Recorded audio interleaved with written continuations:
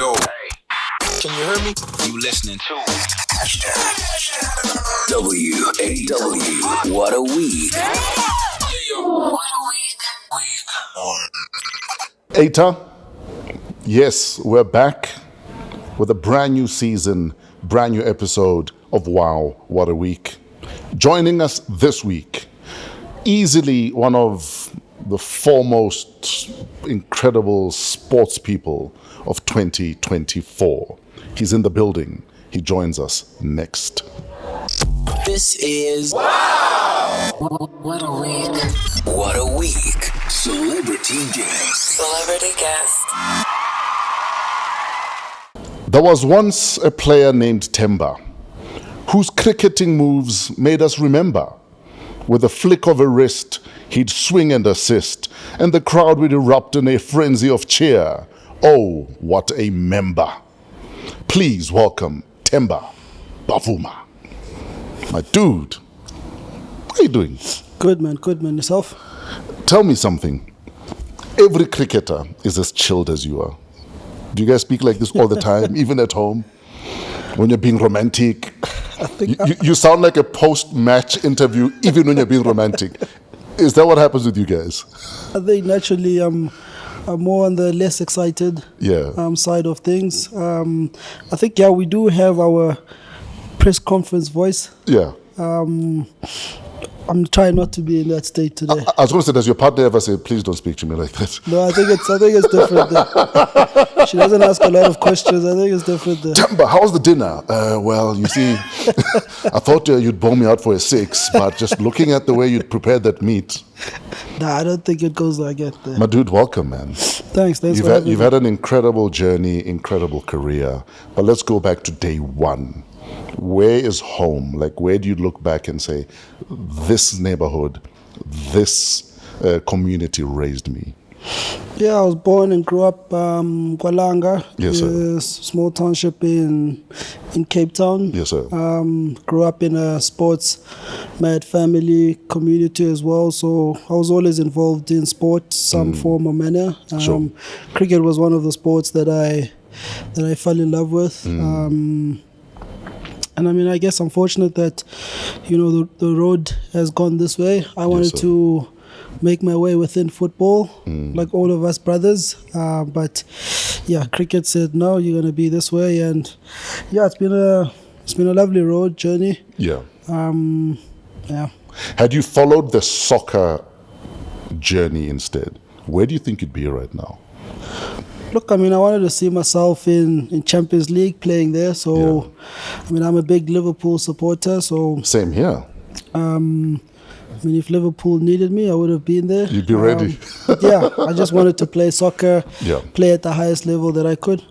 Do you think Liverpool are on the home stretch, or do you think it could still turn into an upset? I love Liverpool, but you never know with our team at times. I mean, I saw now we keep getting draws, and it's a time where we can kind of open up that lead. But I mean, we obviously still need to stay optimistic.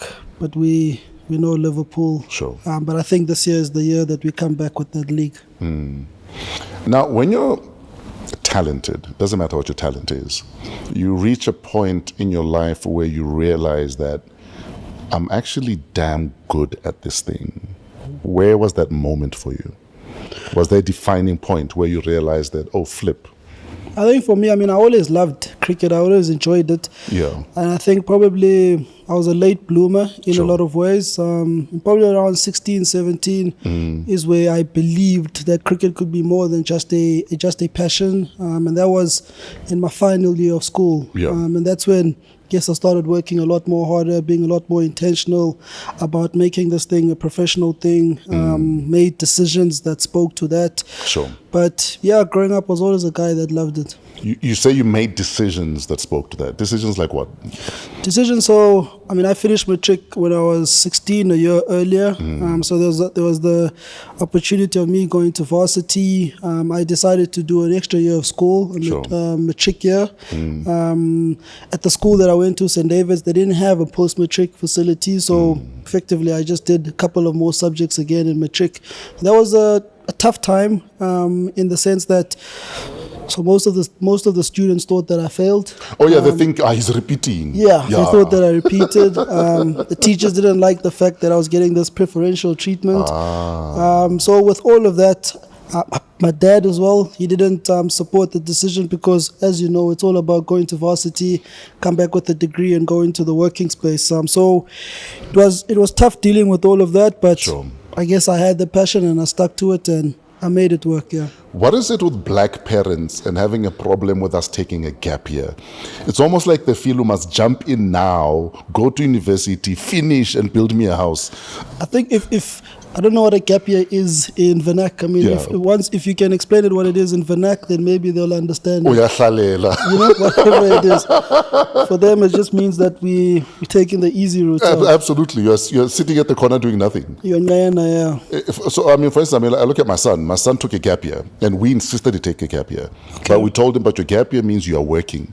So you will find companies that do what you want to do when you grow up, and you're going to work there to make sure that's what you want to do. And I'm glad he did, because he went to varsity and he knocked out his degree in 3 years. A lot of kids repeat first year 4 times. Not because they're dumb, because they realize I don't like doing this thing. I think for me, socially, I probably wasn't ready being a 16-year-old. You were a child anyway. I probably never felt ready. Yeah. But I had the perfect excuse of this passion of cricket. Sure. You talk about being intentional in terms of the things you do, the decisions you make. So you're done with high school. Tell us about your intentionality after that. What decisions are you making? What things are you doing that are leading you to where you are right now? And who are you getting advice from? So done with high school, done with post-matric, I go into university. Yeah. University, I'm at res.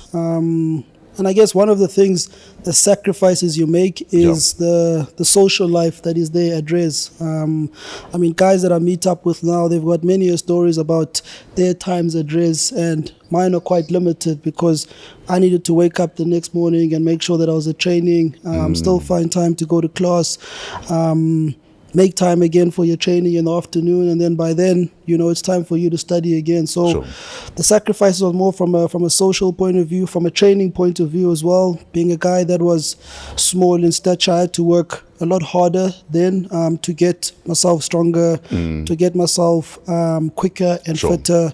So, you know, there was a lot of work being done from that point of view. I'm quite fortunate that I had a solid support structure around me. As much as my dad didn't support the decision, my mother was there. She supported me however way that she would support me. My uncles who played and loved the sport were always there. And then you obviously have the coaches in and around you. Can we speak to the benefits of discipline? The benefits of consistency, because you're 17, you're at varsity, it comes with its own freedoms, its own temptations, but not every child has that fortitude, has that, because this is what I need to do, I know what I need not to do. Can we speak to that a bit? I think I must say, I mean, at 17, I didn't necessarily know what I shouldn't do, but I had a vision and ambition in my head as to where I wanted to get to. Yes, sir. And I think naturally you make decisions that speak to that. I mean, even though you want to get to where you want to be, you still allow yourself to be a person. So no one says don't have the drink. There's no rule that says don't go out to the nightclub, whatever it is. But when it's time for you to do the work, don't use the fact that you came home at 2 a.m. that now you can't go to the gym.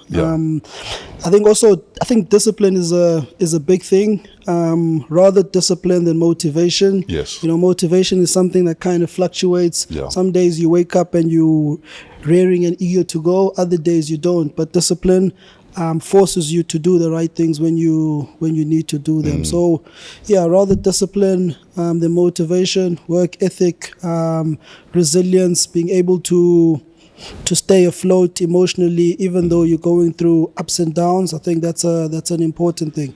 But like I said, for me, I had a solid support structure around me when I did start kind of vying off route, there were people to kind of bring me back on course. Some Walker, come back. Cowboy.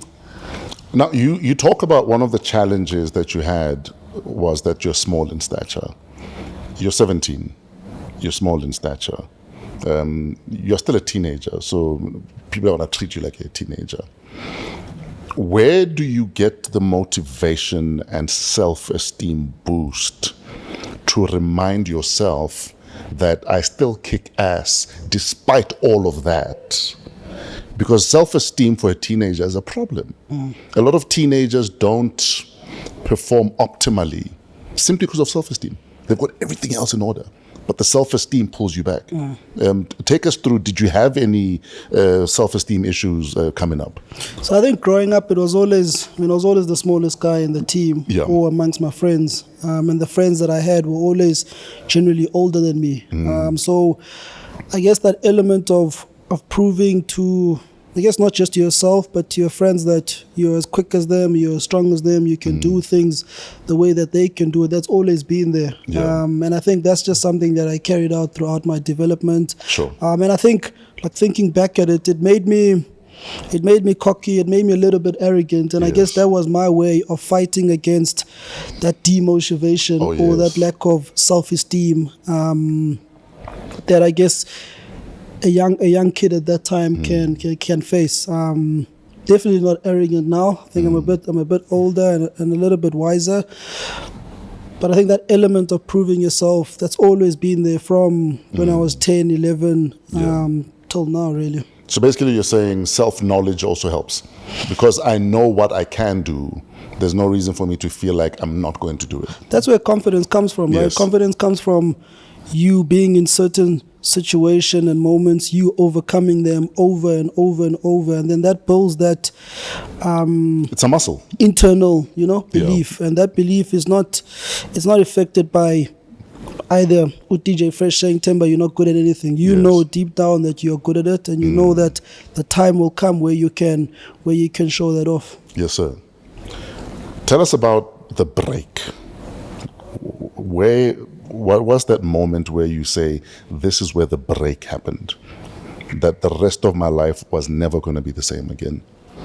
Probably when I got the call that I'll be making my debut for the national team, or I'd be part of that team. Do you remember what year this was? That was 2014. That was 2014. I got a call from the selector then, convener of selector. So do they call you on your phone? Do they call your manager? They call you on your phone. I remember I was driving to training. I was on Cole Drive, driving to the Wanderers Stadium. I got a call from his name then. Convener was Mr. Andrew Hudson. Sure. Gave me a call, told me that I was in the squad. I drove to the stadium. I had about 10 minutes. I just kept quiet in the stadium. Parked, got into the change room. I just kept quiet. First person I called was my mom, and then I told my coach then, who was Jeffrey Toyana, and I think he was more excited than I was, Jeff, and it's probably something that I realized later on in my career what that was, but it never really. What was it? Jeffrey himself, he was a batsman. He's classified as a black African as well. So, I guess for him, they understand what it all meant. I literally have goosebumps listening to you talk about that. Carry on. Everything that had happened before, up until my time, the sacrifices and everything that they went through, and his fathers went through, and I guess here's me, Temba, naive as ever. I'm the one who's gonna bear the fruits of their labor. Like the saying says, we crawled so you can run. Exactly that. At the time, I didn't understand it. I was very naive. But I mean, I guess as years went by, you kind of understood why the belief is held like that. Sure. It can be overwhelming. I mean, I was just a young kid who just wanted to play cricket, right? That's what I wanted to do. And then this narrative comes along that narrative comes with a certain responsibility. It comes with a certain pressure, a pressure that I wasn't prepared for. Yes. And I think everyone else as well wasn't really prepared for. We have a black African batter. And then the guy even goes on to be captain, yes. of the country. That challenges a lot of mindsets out there, you know. And I guess I always feel that through my journey and my experiences, I do hope that the younger guys coming through, it will be a bit easier for them. Sure. Because the mindset has been challenged, have been changed. There's success with me at the helm, with me being in the team. From what you've just said, I've got two questions. I'm just trying to debate which one to ask you first. The politics of the game or the stepping into the role? I'll start with the stepping into the role. So all of a sudden you have this new role. You're now a Protea. There's all this responsibility. But often when we step into new roles, we assume the role, but we're not really in it until something happens. What is that one match where you felt like, yeah, man, I belong here? I think my first international 100 that I scored, that was at Newlands.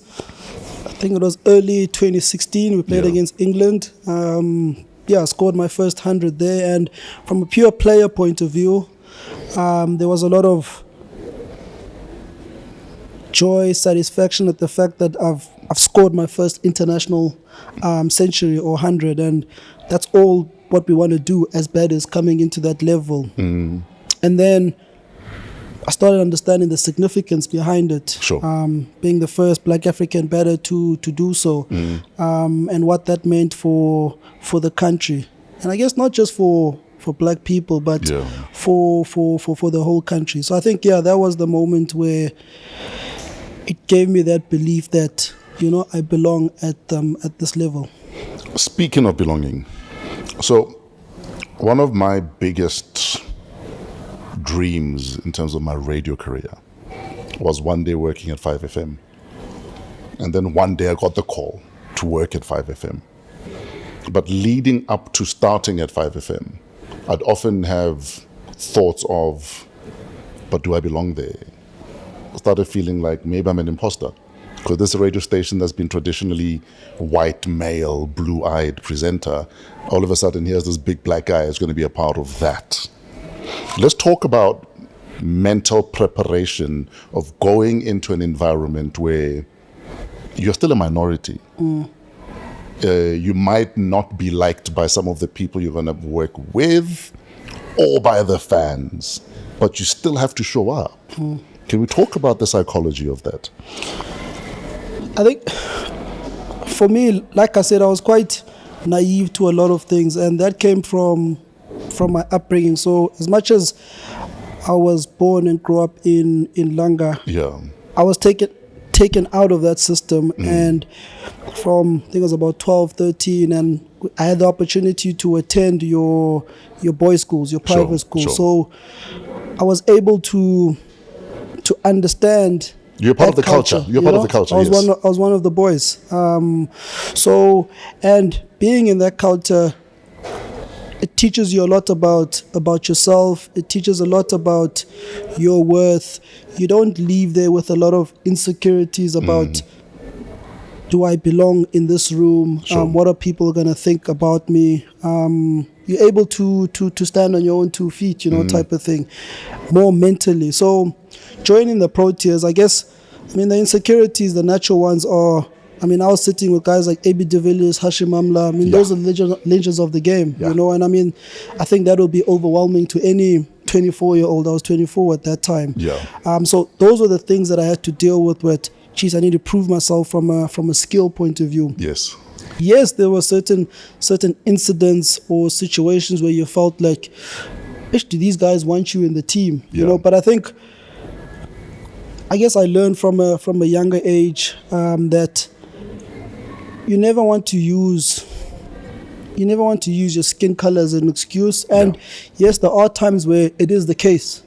But I just feel as if we use the fact that, okay, these guys don't want me here because I'm black, it for me at least, it feels very defeatist in my own head, because what happens then? Okay, they don't want you, what happens then? Whereas I think if you're able to go a little bit further, that, okay, cool, that's the situation, but this is what I'm going to do to get myself into a better position.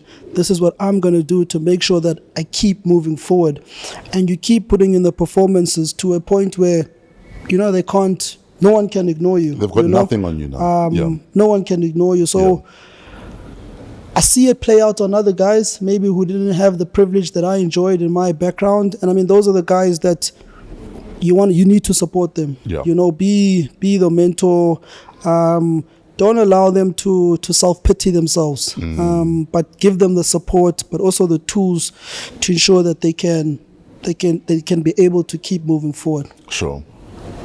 Now, you've had your own share of highs and lows in your career. What would you say is the biggest misconception of cricket players at your level of the game? The biggest misconception? Of apparently you got money. That's what everyone thinks. How, so you're poor?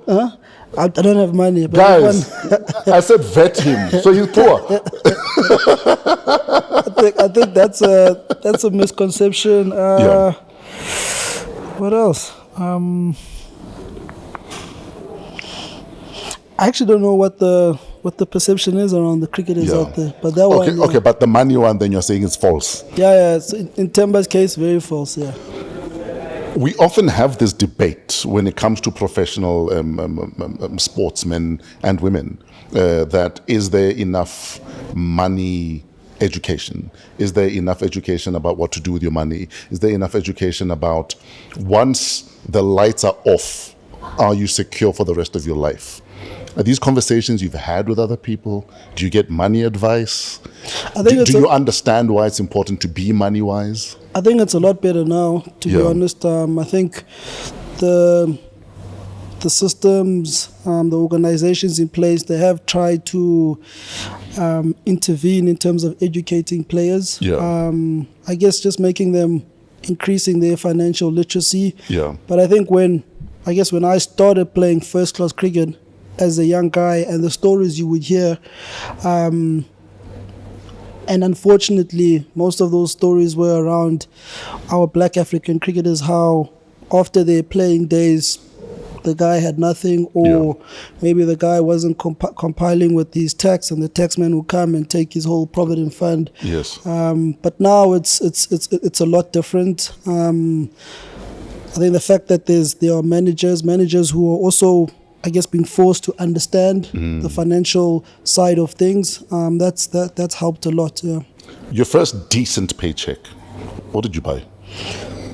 Bought a townhouse. Bought a townhouse in Douglasdale. Jeez, okay. Yeah. So you never sent anything to mom? My first paycheck went to mom, bro. Decent. You said decent, also right? Decent. Okay, so the first one went to Uma. First one went to the parents. To the parents. I guess we don't really have a choice. Is it? The weird thing, my first ever paycheck when I started at YFM, I sent to my mom. 2 months later, I'm buying a car. My dad sells some cows and sends me money. He's like, "There's your deposit." You were very lucky. You were very lucky. So, when do you stop asking for advice from the parentals, whether as a man or as a child of the family? I don't think it stops. I don't think it stops. There's stuff that they know that you are still yet to know. There's a saying in Xhosa bathi inyathi ibuzwa kwabaphambili. Absolutely. They've walked it. So So I think that never stops. Never think you know more than your parents. I think my dad, he thinks he knows more about cricket and batting more than I do. After trying to stop you. So there I need to just control that conversation. But everything else about life, I think there's never, it doesn't stop. Absolutely. When you had to go to the mountain for initiation.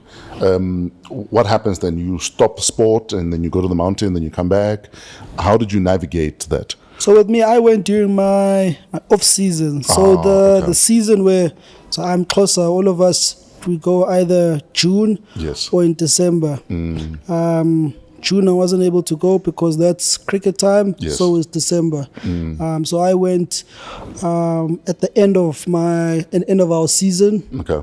The season ended in March. And yeah, I did everything that we needed to do there. For me, that was a proper taste of what culture is. Like I said, having grown up privileged amongst white people, you know, now you come into this space, it challenges your thinking in a lot of ways. The science that you've been taught in the white schools, that you pocket aside.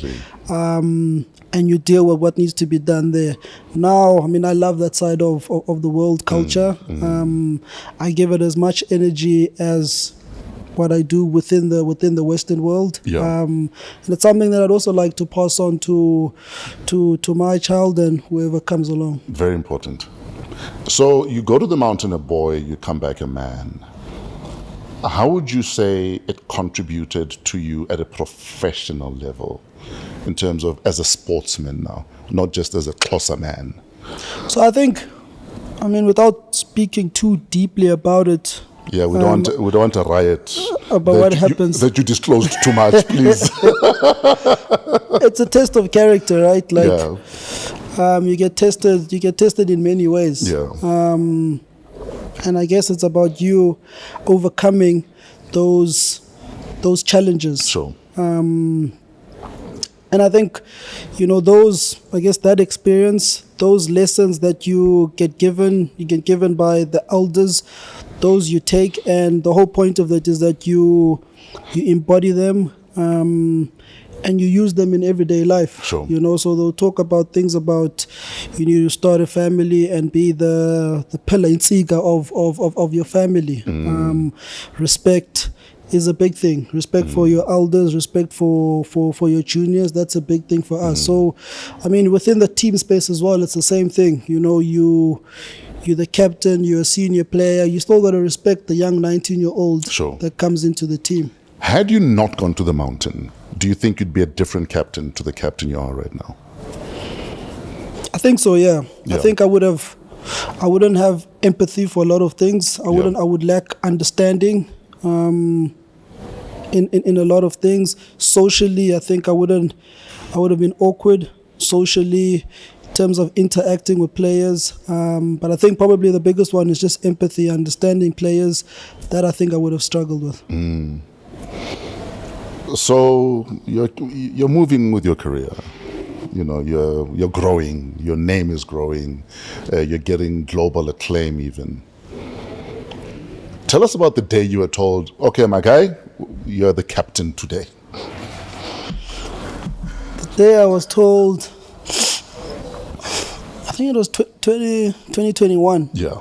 I got a surprise call by director of cricket then was... Before you get the call, was there even a hint that they were looking at you like that? No. Nothing?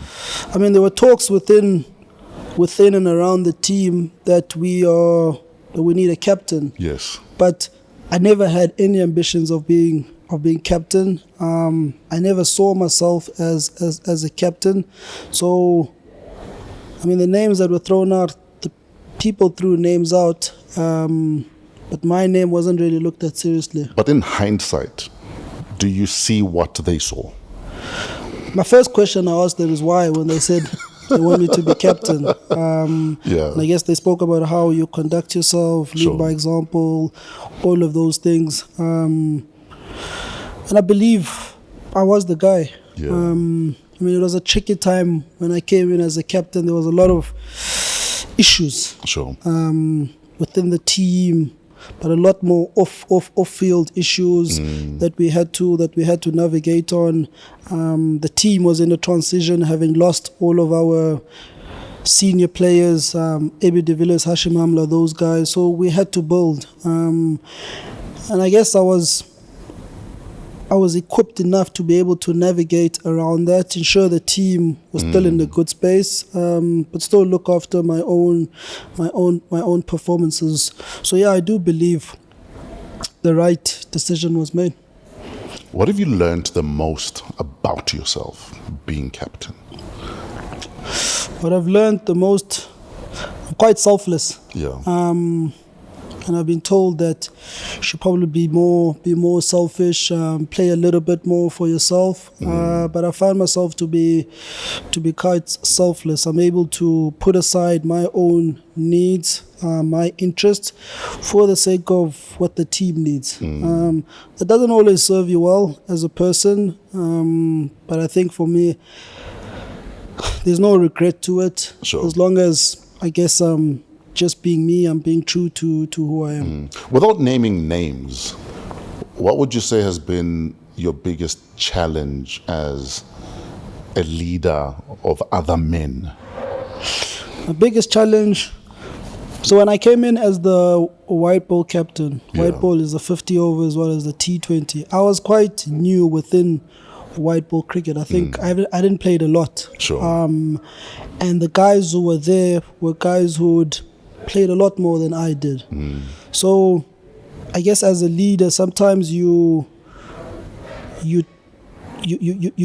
doubtful, or you're not sure what those guys think of you. Yes. You know? And I guess at the beginning it was always about trying to get those guys on my side. Making it clear to them what my vision was for the team, but also encouraging them to come along on that journey. So that was probably one of the trickiest things, one of the challenges I had to face. But I think what helped me is that I'm able to be vulnerable to them. So I mean, if I think you're better than me at a certain skill or whatever it is, I'm happy to say it, and it's not a case of me competing with you. I'd like us to work together because I feel that your skill can help me achieve what it is that we want to achieve. So at the beginning, within the team, that was probably my biggest challenge. Is there any player whose endorsement of your captaincy you'd say made the job a little easier for you?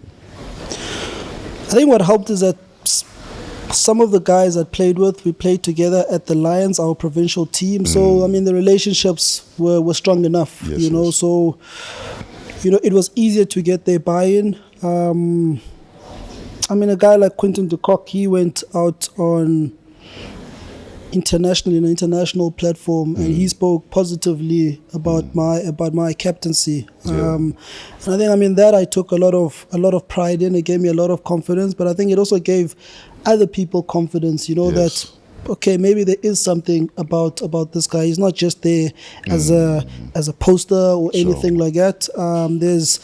There's value in having him there as the captain. So probably that him speaking like that meant a lot for me. Let's talk about game rituals, pre-game rituals. I'll give you an example. So I was our pitcher. I played softball in high school. Okay. In my matric year, I was our pitcher. And when it came to league time, I had lucky underwear that I wore. So for instance, my socks I didn't wash for the whole season. I wore the same pair of socks, but I never washed it. I wouldn't want to be your roommate.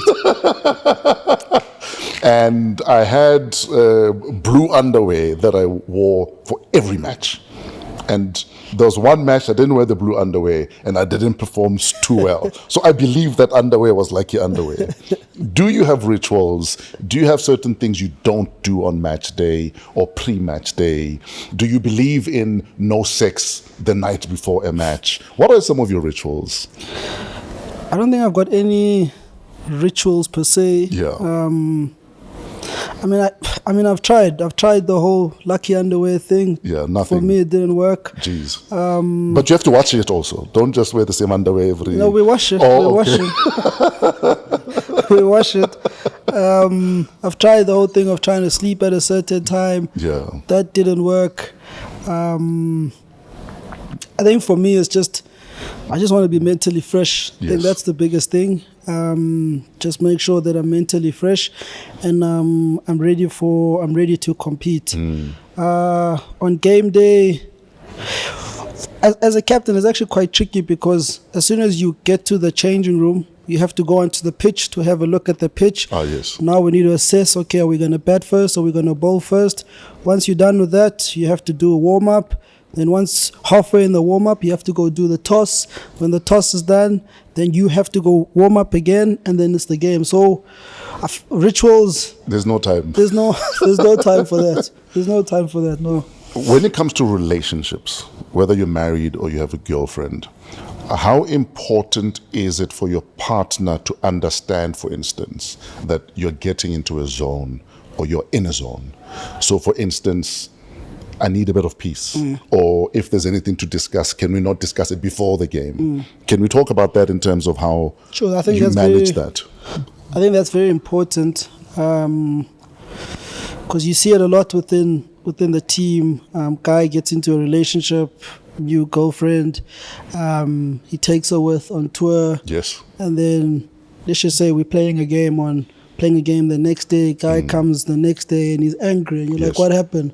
No, I had an argument with my girlfriend. Exactly. So I guess for me, before I got married 2018, so obviously 2025 now, but we were in a long-term relationship.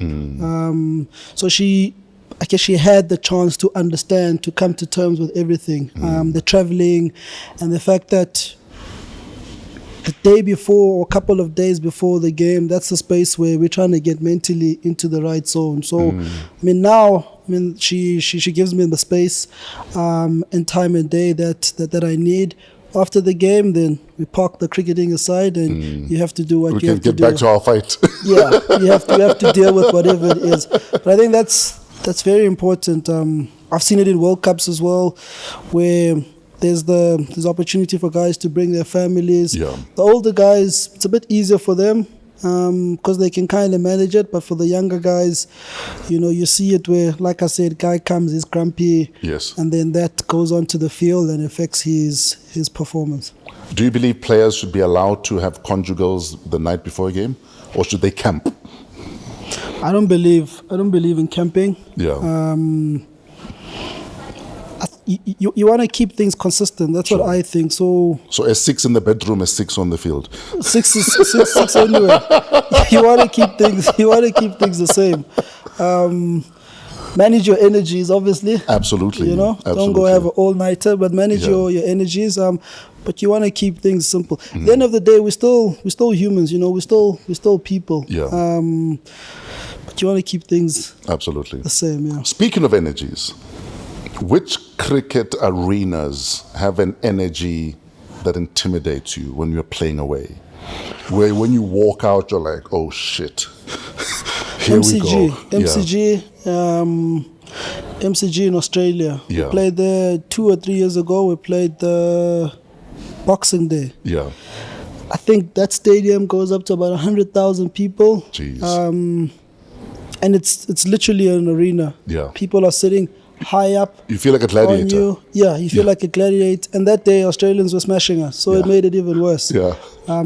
Playing in India as well can be a bit intimidating because they also fill up the stadium, 60 to 80,000 people, to a point where this conversation that we're having at the moment, it's very hard to have it because you can't hear the other guy. But I think the most intimidating one is definitely the MCG. Walking into such arenas, are there songs that hype you up, that get you in the zone you need to be in? Leading up to games, maybe this is a ritual. Leading up to games, I like listening to music. Like listening to house music. Like listening to a little of R&B or hip hop. Whatever comes up on my Apple Music. Oh, so it shuffles. You don't have a go-to song. I shuffle. Song that I enjoy is Pound Cake by Drake and the Boys. Oh, yes. That's a song that if I feel a bit flat, it kind of gets me going. We've often seen footage of the Springboks in the change room, dancing and celebrating? And how's the camaraderie in your change rooms, pre-game and post-game? I think with cricket's a lot more calmer. Yes. So we don't get as crazy as it's a gentleman's game. Yeah. So before the game starts, there's a lot of calmness. There might be music playing, but it's playing quite low. And then after the game, depending on where the result is, and then the characters come out. Yeah. The boys are never shy from a beer to celebrate. Yeah. They love that. But yeah, we definitely not like the rugby boys. Yeah. I guess the rugby boys, they have to amp themselves up. Absolutely. They're literally going to war. Yeah. You know, it's live or die for them. With us, it's more skill. You know, so we try to get into that space as how I can play my best. What happens during a rain delay? Are you like playing cards? Are you playing Candy Crush? Are you there giving a speech, trying to get the boys still motivated? What happens during a rain delay? I can tell you now, every cricketer loves to see rain falling. Yeah. That's what I've realized. As much as we love cricket, but it's the chance for us to put our feet up. Yeah. We love that. But yeah, guys will be playing cards. We're not allowed our phones. So phones are gone. Phones are gone. When you get into the change room, start of the day's play, they take your phones and you'll get it back at the end of day's play. So no phones, there'll be cards. Guys will be playing soccer inside the changing room. Anything, I guess, to waste time. There will be conversations happening. Coach might pull me aside and we might start speaking about strategy and all of that. Sure. I like to sleep. So if the coach doesn't need me, I'll find a space there in the physio room and go sleep on the physio bed until we need it again. Is there a rain delay you look back at and you say, we came back better because of the rain delay? I think the rain, it depends what you're doing. So if you're batting first and there's a rain delay, I think it affects you a lot more versus if you're bowling first. Yes. So I think if a rain delay comes, it has to happen when we're bowling, and that's where generally it actually favors the bowling side more than ever. So sure. I think even if I think of Pakistan now, we're playing Centurion the Boxing Day. There was a rain delay there. Yeah. I can't remember if we were batting or bowling first, but we came back and we fought our way back into the game. Yeah. So thank the gods for the rain then. No? I guess. There's a lot of sledging in cricket. Yeah. Who do you fear when it comes to being sledged? So to be honest, like the sledging now has kind of subsided. It's not as it's not as big as it was maybe 10, 15 years ago. Because now there's a lot more laws. Yes. And also it's become very PC almost. Yeah. The broadcasters are also a bit naughty in that they turn up the volume in the stop mics because they want to hear what the guys are saying. So the guys obviously don't want to get caught on the wrong side of that. Have you ever been sledged and you're like, that was good? The one that stands out is I was playing provincial. Yeah. We're playing against the Titans in Benoni, and one of the bowlers, he was David Visser. So I just come into bat, and so normally when you come into bat, you take guard. So guard, you ask the umpire, can I get center, can I get middle, whatever it is. Yeah. So I asked for whatever I asked for. David Visser was on the top of his mark, and as he was running in, he stopped like halfway, and then he came closer. Everyone was like, what's happening? Why is this guy, And he was like, next time when you speak to the umpire, stand up when you speak to the umpire. So at that point, I was like, fair play. Good one. Fair play. I haven't heard that one before. Yeah. I still remind him till this day about it. That was a funny one. Has sledging ever worked in favor of the other team? And you look back and you're like, actually, I was slightly rattled. Yeah, sledging is there for a reason. Absolutely. Exactly like you say, it's supposed to rattle you. It's supposed to get you off your aim game. Yeah.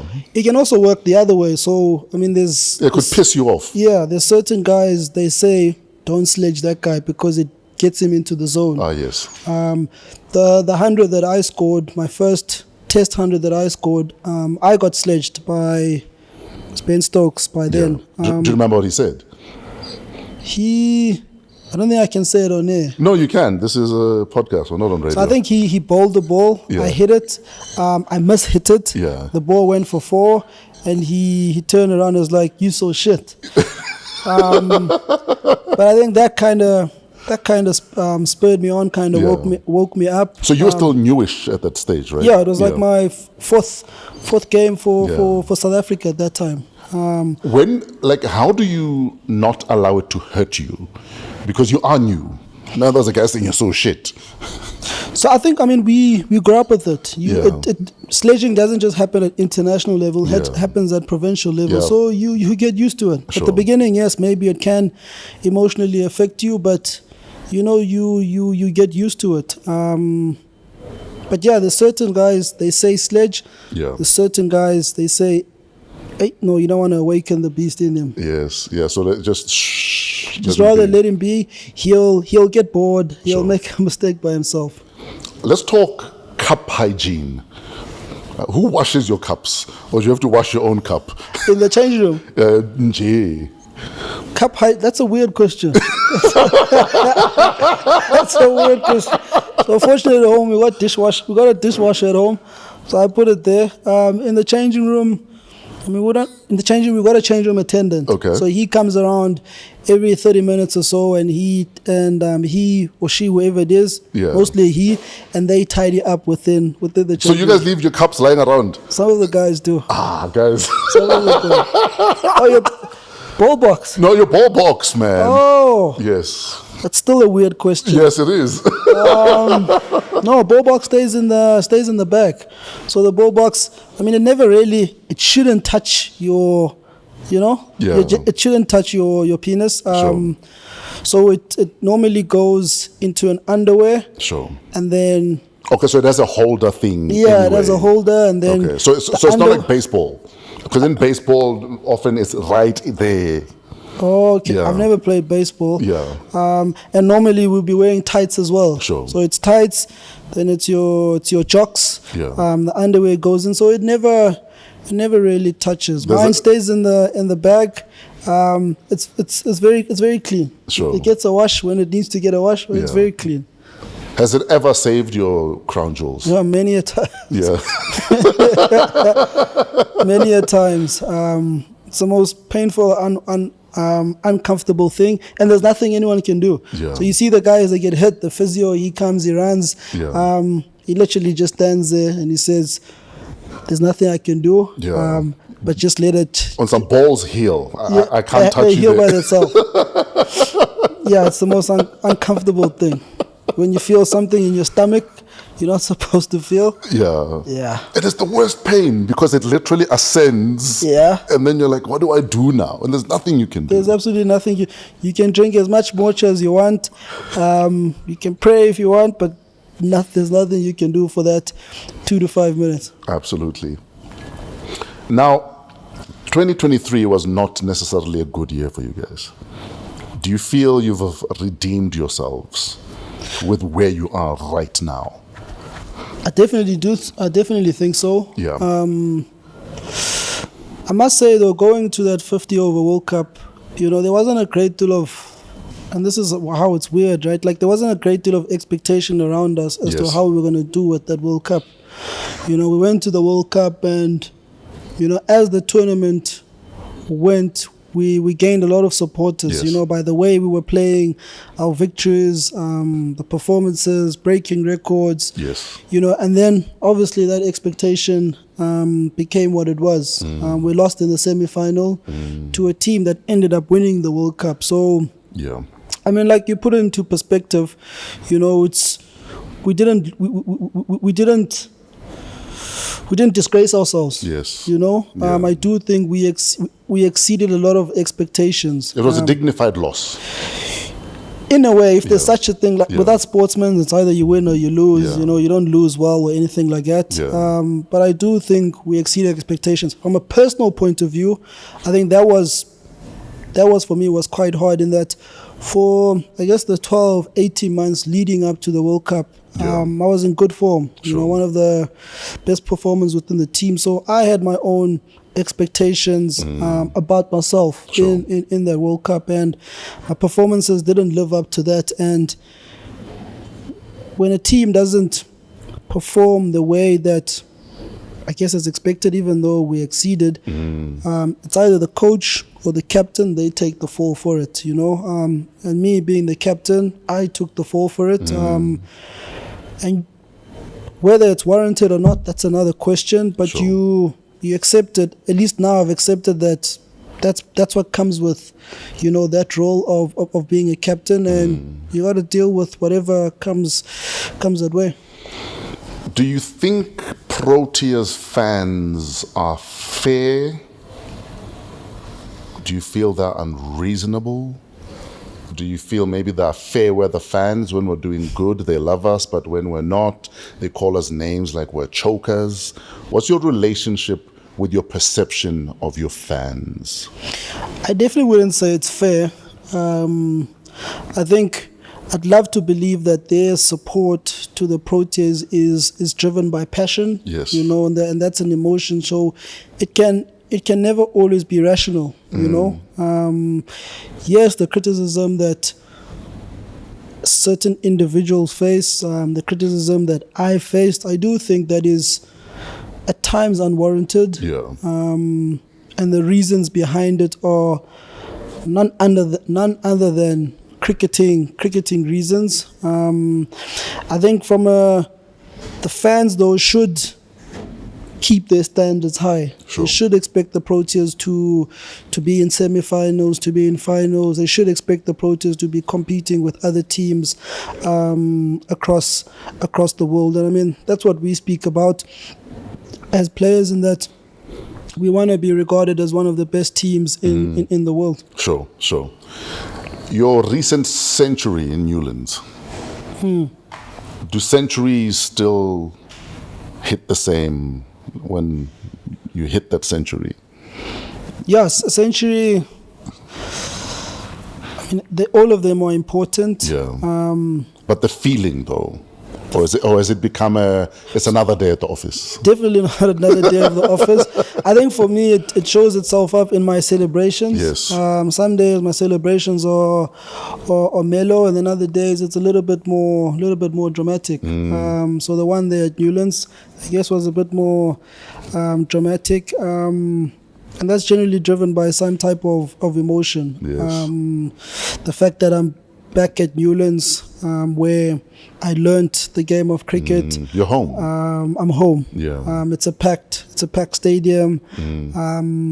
My parents are there on that day, and it's also where, as a test team, we getting to this point where we want to be one of the best teams in the world, you know. Absolutely. So even though we just qualified for the final, that was the test before, we still wanted to make sure that we still keep our standards up and high, and obviously as a leader you wanna be driving that. Earlier on, you spoke about how the minute you guys get to the change room, your cell phones are taken away. And, you know, for obvious reasons, we need to stay within that zone. We're here to play a match. But social media can be unkind, especially to sports people. How do you protect your mental? How do you protect yourself from social media? I mean, do you have people who do your social media for you? Do you sometimes insist on seeing what people are saying? What's your relationship with social media and comments about your I think that's the biggest career? challenge that the sportsmen face in today's times. Is what's happening there on social media, where I guess people have easy access to you. Yeah. You know? Or they feel they know you. Or they own you even. They feel they own you. And I guess their opinion becomes the gospel, Yes. you know, about you. I think for me, earlier on in my international playing days, it affected me as to what people thought about me. But I think now, the last couple of years, I'm quite content with myself. I don't have my head in social media. and everything that's happening. So sometimes there might be chaos or whatever is happening there, and I could simply be oblivious to it. Sure.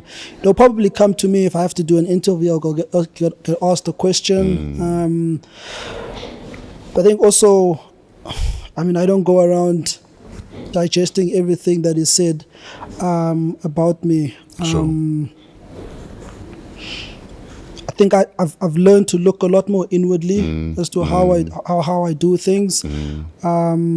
Stick to where I want to be from an ambition point of view, and do things that speak to that. But I think social media is a big challenge for a lot of the sportsmen, especially the younger guys now.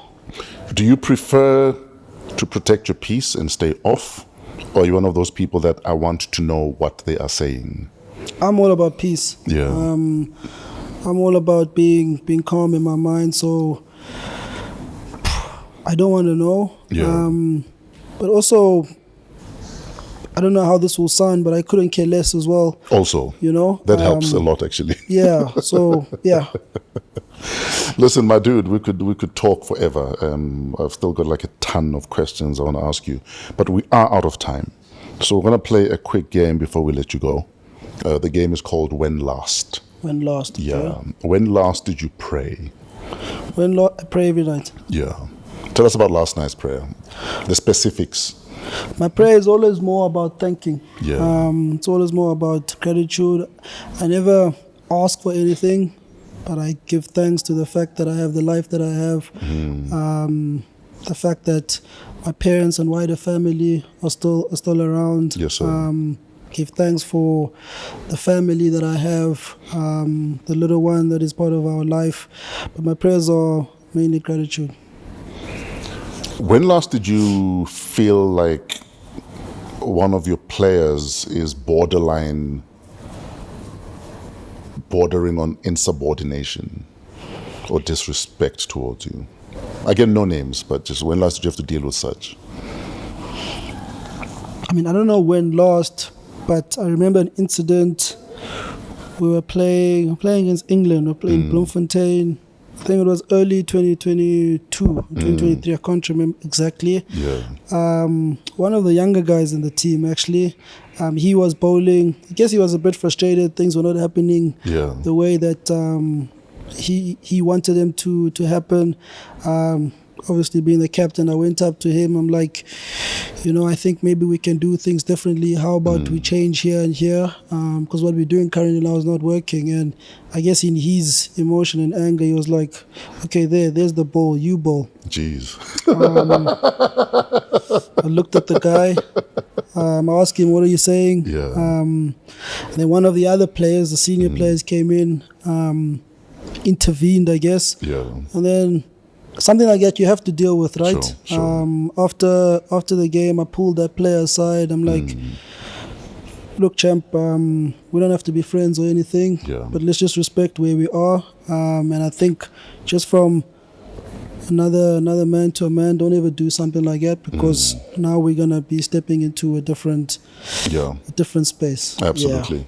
And I think because even at a leadership level, a different person might have let it go afterwards, and I'm a firm believer in we need to deal with it so that there's nothing left unsaid, because otherwise we're going to carry it into our next match. I take it that's your approach with management and leadership.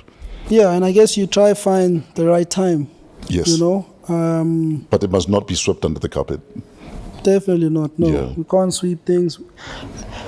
For me, respect is an important thing. So I try to respect whoever I come across, whether you're the guy with money, whether you're the janitor, that kind of stays the same.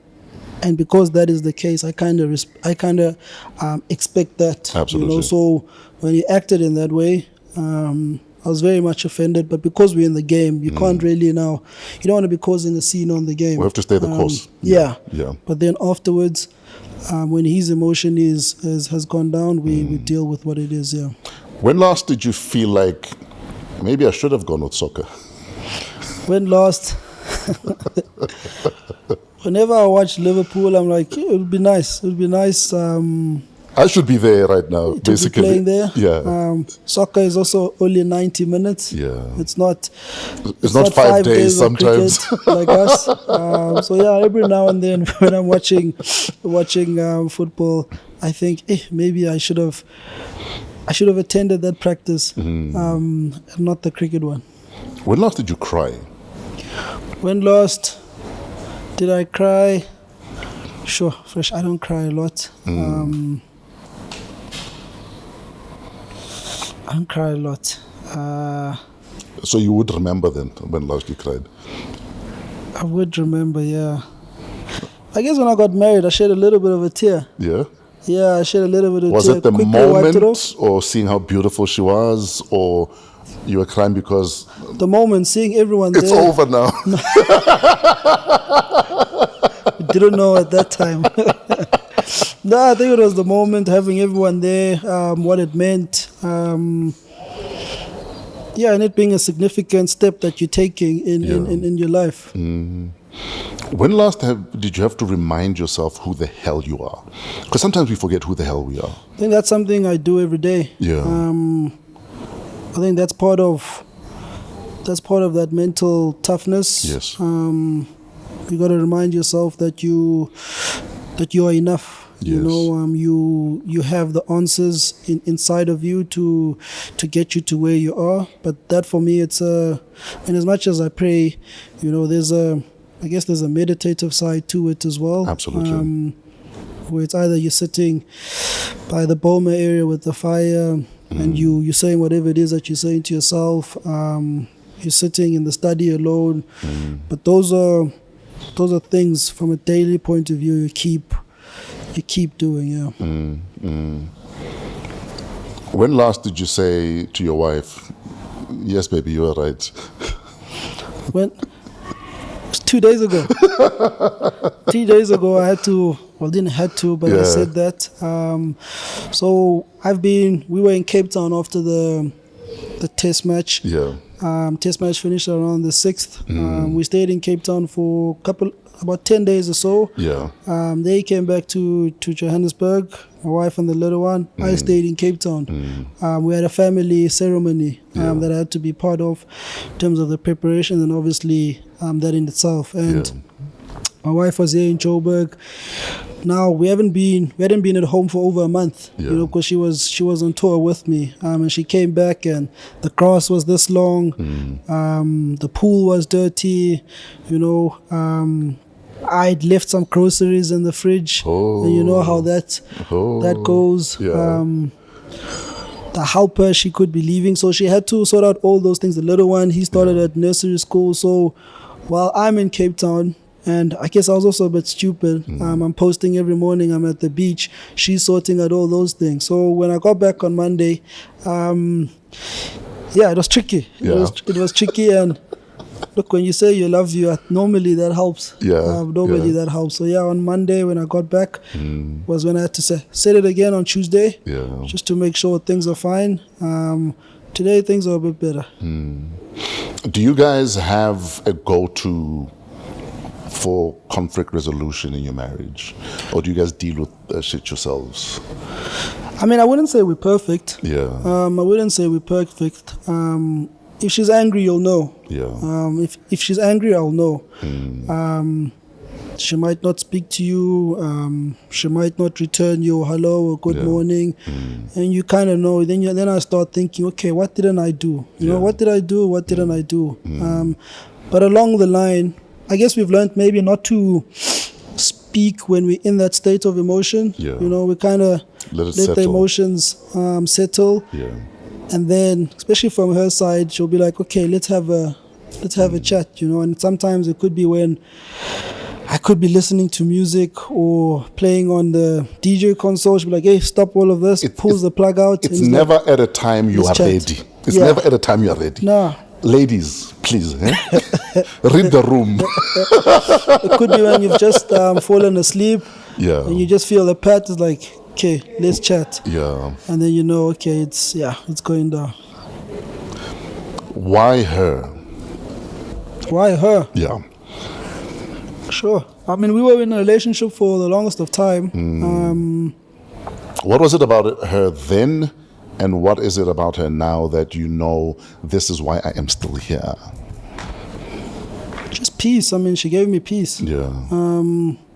Ladies, that's all we want, eh? Yeah, she just gave, I didn't feel like I had to be a certain way. Yeah. And even when started playing for South Africa, nothing changed on her side. You know, yes. she didn't become entitled. She didn't become a diva about things. Would you say you changed? Does she ever say you've changed? She's never said I've changed. I don't think I've changed. Yes, obviously certain parts of me are a lot more. You're a lot wiser. Sure. You know. Yeah, you're a lot wiser. You're not naive. So, yeah, you need to adjust there and there. But the true essence of the person, yes, that still stays the same. Very important. Yeah, and that was the biggest thing for me was the peace, and here's someone who's allowing me to be myself, all my flaws and everything, allowing me to be myself. Yes, sir. My dude, we are out of time. We were out of time a very, very long time ago, but because this is my show, I didn't stop things. But first things first, I want to thank you for taking time to hang out with us.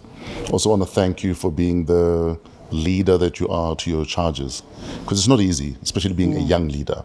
It's not easy being a young black man being thrust into the position that you were, in an environment where there's still hostility towards people that look like you. But you still said, I want to jump in and I want to swim. Yeah. Even if it means I have to learn new ways of swimming, I am ready to do it. Not every man will do that. Not every man will agree to do that. And for me, that says a lot about who you are, says a lot about your character. And I don't think the way you guys performed last year is a mistake. I think it is a result of the work that you have been putting in, not just as a leader, but as a team. So I just wanted to thank you on behalf of everyone else that is behind you. Because not everyone will be behind you. There are some who are waiting for you to fail. And all we're asking for you to do is keep, whatever you're doing, do more of it. No, thank you. I appreciate that. Yeah. So shout out to you, my dude. Thank you. Yes, sir. Thanks for having me on the show. When are you back in? So we've got Champions Trophy. Yes. I think the first group of guys leave around the 6th of February. The next group comes around the 9th of 10th. Yeah. But yeah, we'll be competing the Champions Trophy in Pakistan. Is a cricket career sustainable? There's a parent out there, that kid is very good, but might not make it into the Proteas.